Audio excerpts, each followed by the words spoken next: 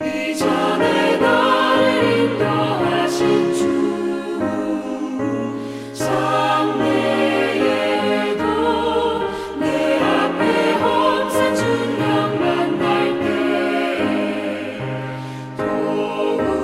도우소서.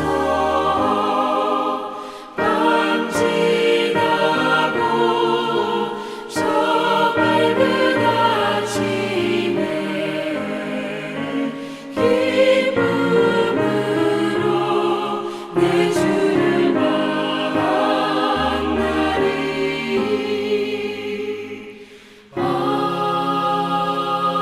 아멘. 오늘 우리가 함께 읽을 하나님 말씀은 잠언 1장 8절에서 19절입니다. 내 아들아, 내 아비의 훈계를 들으며 내 어미의 법을 떠나지 말라. 이는 내 머리에 아름다운 관이요 내 목에 금사슬이니라. 내 아들아, 악한 자가 너를 꿰일지라도 따르지 말라. 그들이 내게 말하기를 우리와 함께 가자. 우리가 가만히 엎드렸다가 사람의 피를 흘리자. 죄 없는 자를 까닭없이 숨어 기다리다가 스올같이 그들을 산채로 삼키며 무덤에 내려가는 자들 같이 통으로 삼키자. 우리가 온갖 보화를 얻으며 빼앗은 것으로 우리 집을 채우리니 너는 우리와 함께 제비를 뽑고 우리가 함께 전대 하나만 두자 할지라도 내 아들아, 그들과 함께 길에 다니지 말라. 내 발을 금하여 그 길을 밟지 말라. 대저 그 발은 악으로 달려가며 피를 흘리는데 빠름이니라. 새가 보는 데서 그물을 치면 헛일이겠거늘 그들이 가만히 엎드림은 자기의 피를 흘릴 뿐이요 숨어 기다림은 자기의 생명을 해할 뿐이니 이익을 탐하는 모든 자의 길은 다 이러하여 자기의 생명을 잃게 하느니라. 아멘. 오늘 말씀은 자녀를 양육할 때 부모의 역할이 중요하다고 이야기합니다. 8절을 볼까요? 내 아들아, 내 아비의 훈계를 들으며 내 어미의 법을 떠나지 말라.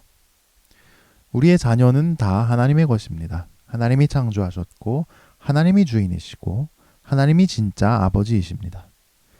그런데 하나님은 하나님의 자녀들을 우리에게, 우리 가정에 맡겨주셨습니다. 그래서 부모는 하나님 대신 하나님처럼 자녀를 길러야 합니다. 실제로 부모는 자녀에게 하나님과 같은 존재이죠. 우리가 아버지 어머니가 되어서 자녀를 낳고 기른다는 것은 위대한 일입니다. 하나님을 닮은 하나님 형상인 아이가 한 명 태어나고 자랄 때 이 아이 하나로 인해 이 세상이 놀랍게 달라질 수 있기 때문입니다. 하나님 나라 역사가 놀랍게 달라질 수 있기 때문입니다. 모세 한 사람, 다윗 한 사람으로 인해 얼마나 위대한 구원이 임했습니까? 이렇게 우리가 자녀를 잘 기르려면 부모에게 지혜가 있어야 합니다. 먼저 부모의 가르침이 하나님 말씀에 기반해야 합니다. 자녀가 아무리 생각해도 이건 아닌데 하면 영이 서겠습니까? 부모된 분들은 하나님의 지혜를 구합시다. 옳고 그름을 바르게 분별할 수 있는 지혜를 구합시다. 그러려면 우리가 우리 진짜 아버지이신 하나님 말씀의 귀를 기울여야겠죠. 지금까지 우리가 잘못 양육한 것이 있을 수도 있습니다. 누구나 잘못이 있게 마련 아니겠습니까? 우리도 다 처음 부모가 되어봤으니까요. 또 우리도 애초에 잘못 양육을 받은 게 있을 수도 있겠죠. 하나님께서 바로잡아 주시길 기도합시다. 하나님 말씀으로 교정해 주시길 구합시다. 특히 8절은 내 아비의 훈계를 들으며 내 어미의 법을 떠나지 말라라고 명령합니다. 여기서 듣는다는 것은 단순히 귀로 듣고 끝나는 게 아니고 순종하고 실천하라는 뜻이죠. 그리고 떠나지 말라는 건 순종하려고 했지만 실패할 수도 있다는 말입니다. 그럼에도 불구하고 다시 도전하라는 것이죠. 유혹에 넘어갈 수도 있습니다. 그래서 무서운 대가를 치러야 할 수도 있습니다. 하지만 그게 끝이 아닙니다. 다시 일어날 수 있고 교정할 수 있습니다. 우리는 이 희망을 갖고 참을성을 갖고 배우고 또 가르쳐야 합니다. 그러면 부모님이 신앙이 없으시면 어떻게 해야 할까요? 또는 부모님이 안 계시면 어떻게 해야 할까요? 이런 경우에는 자녀가 하나님 백성으로 자라날 수 있는 길이 없을까요? 아니죠. 부모님이 신앙이 없으셔도 심지어 부모님이 안 계셔도 얼마든지 잘 자라날 수 있고 뛰어난 사람이 될 수 있습니다. 이 잠언의 말씀을 듣는다면 말입니다. 이 말씀을 부모님 말씀처럼 듣는다면 말입니다. 그런데 이제 우리의 현실적인 문제는 아무리 부모가 자녀를 훈계하고 가르쳐도 자녀들이 짜증을 냅니다. 알아서 한다고 또 잔소리. 그런데 구절이 참 놀라운 이야기를 합니다. 이는 내 머리에 아름다운 관이요 내 목에 금사슬이니라. 아름다운 관은 청와대 백악관 같은 곳에서 높은 직책을 맡은 사람이 있습니다. 금목걸이는 이런 높은 직책을 맡은 사람이 끝까지 직무를 마치고 은퇴하면 주어집니다. 하나님께서는 부모님의 훈계와 법을 통해 하나님의 지혜를 배운 자녀들을 그냥 놔두지 않으십니다. 세상의 소금과 빛이 되게 하십니다. 하늘의 별과 같이 많은 사람을 하나님께 돌아오게 하는데 사용하십니다. 요셉처럼 다니엘처럼 하나님 나라를 위해 높이 들어 사용하십니다. 왜냐하면 하나님은 하고 싶으신 일이 너무 많은데 하나님의 지혜를 갖춰서 옳고 그름을 분별할 줄 아는 그런 사람은 너무 부족하기 때문이죠. 하나님 나라도 구인난에 시달리고 있습니다. 자녀들은 그리고 따르는 자들은 하나님이 부모님에게 주신 권위를 인정하고 순종합시다. 부모님에게서 부족한 점이 보여도 말입니다. 부모는 그리고 이끄는 자들은 부족할지라도 하나님의 지혜를 갖추도록 부단히 애를 씁시다. 하나님의 지혜로 자녀를 훈계하고 하나님의 법을 가르칩시다. 그런데 10절부터 하나님의 법으로부터 우리를 가로채려는 시도가 등장합니다. 조폭, 일진, 불량배, 불량서클 같은 악한 사람들이 우리를 꾀고 협박합니다. 11절, 12절입니다. 그들이 내게 말하기를 우리와 함께 가자. 우리와 가만히 엎드렸다가 사람의 피를 흘리자.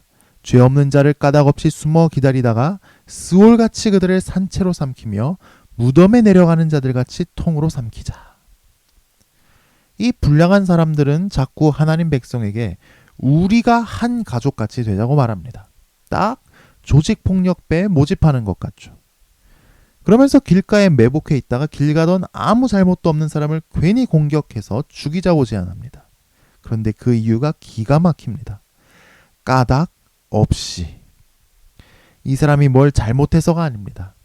이 사람을 죽여서 돈을 뺏지 않으면 우리가 굶어 죽을 지경이라서 이런 짓을 벌이는 것도 아닙니다. 이 악한 무리는 그냥 폭력을 즐깁니다. 남에게 폭력을 가할 때 쾌감을 느낍니다. 정말 악질이죠. 실제로 어떤 청소년들은 약한 친구에게 폭력을 저지르고 뭐라고 합니까? 재미로 그랬다고 해요. 사람은 폭력을 즐길 수 있습니다. 이 악한 무리는 죄 없는 사람에게 스올, 즉 지옥의 맛을 보여주자고 합니다. 사자, 호랑이 같은 무시무시한 맹수처럼 그 사람을 집어삼켜 죽이자고 합니다. 이런 거친 말에서 조폭들이 용문신, 호랑이 문신을 해서 남을 위협하고 험한 말을 해대는 것이 떠오르지 않습니까? 이런 제안을 물리치는 일이 쉬울까요? 쉽지 않습니다. 불량한 사람들은 다수입니다. 나는 혼자입니다.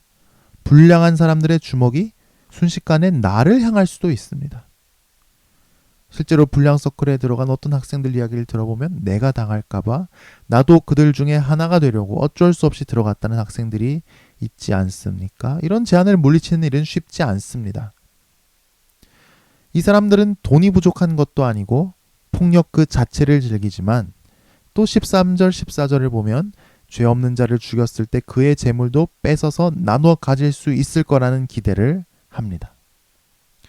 하나님은 우리 인간에게 힘을 주셔서 노동으로 돈을 벌고 먹고 살게 하셨는데 그 힘으로 하나님 형상인 인간에게 물리적인 폭력을 가하고 죽이고 돈과 재물을 갈취합니다. 우리는 이런 제한 앞에서, 위협 앞에서, 협박 앞에서 이익에 눈이 멀어서도 안 되고 압력에 굴복해서도 안 됩니다. 우리는 여기서 빠져나올 지혜를 갖춰야 합니다. 솔로몬은 여기서 빠져나와야 한다는 것을 아주 단호하게 말합니다. 10절이죠. 내 아들아 악한 자가 너를 꿰일지라도 따르지 말라. 15절도 마찬가지입니다. 내 아들아 그들과 함께 길에 다니지 말라. 내 발을 금하여 그 길을 밟지 말라. 솔로몬은 단칼 같습니다. 이걸 어떻게 할까? 이게 죄일까 아닐까? 이렇게 생각을 하고 고민을 해서는 안 됩니다.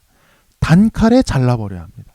반사적으로 그 제안을 물리치고 자리를 떠나고 도망쳐 버려야 합니다. 비겁하다는 소리를 그냥 들어버려야 합니다. 우리가 단칼같이 잘라버려야 할 죄는 무엇입니까?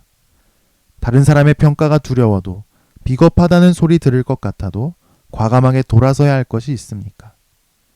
악이 팽배한 이 세상 속에서 우리를 유혹할 뿐만 아니라 협박하기도 하는 이 세상 속에서 우리는 내 자신을 어떻게 지켜야 할까요?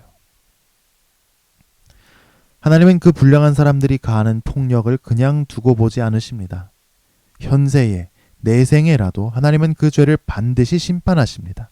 18절과 19절입니다. 그들이 가만히 엎드림은 자기의 피를 흘릴 뿐이요 숨어 기다림은 자기의 생명을 해할 뿐이니 이익을 탐하는 모든 자의 길은 다 이로하여 자기의 생명을 잃게 하느니라. 여호와를 경외함으로 하나님을 믿는 신앙으로 이 모든 유혹과 협박을 이기는 우리가 되기를, 우리의 자녀가 되기를, 우리 다음 세대가 되기를 주님의 이름으로 축복합니다. 기도하겠습니다. 하나님 아버지, 우리에게 자녀를 주시고 교회 청년, 청소년, 어린이 또 따르미를 주셔서 감사합니다. 지혜로운 부모가 되어 하나님의 훈계와 법도로 가르치게 하옵소서. 참된 지혜를 갖춰서 옳고 그름을 분별하는 자들로 자라나게 하옵소서. 주님, 부모된 우리가 잘한 것도 있지만 잘못한 것도 있습니다. 하나님, 기도로 아뢰오니 바로잡아 주시옵소서. 우리 자녀들, 교회 청년, 청소년, 어린이들은 하나님 경외하는 법을 배워서 세상의 소금으로 빛으로 하나님 나라를 위해 쓰임받게 하옵소서. 악이 팽배한 세상을 살아갑니다. 가정에서, 직장에서, 학교에서, 관계 속에서, 이 세상 속에서 다만 악으로부터 구하옵소서. 악을 분별하고 이기게 하옵소서. 악을 분별하고 이기게 하옵소서. 선한 데는 지혜롭고 악한 데는 미련하게 하옵소서. 모든 것을 보고 계시는 하나님 앞에서 코람데오의 자세로 살아가게 하옵소서. 광야 같은 세상을 살아갑니다. 우리의 길을 인도하여 주옵소서.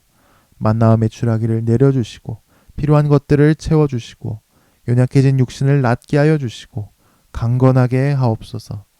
광야에서 우리가 부르짖는 기도를 하나님 들어 응답하여 주시옵소서. 우리가 하는 모든 일을 통해 하나님 영광 받아 주시옵소서. 오늘 하루를 사는 데 필요한 지혜와 능력을 더하여 주옵소서. 예수님 이름으로 기도합니다. 아멘.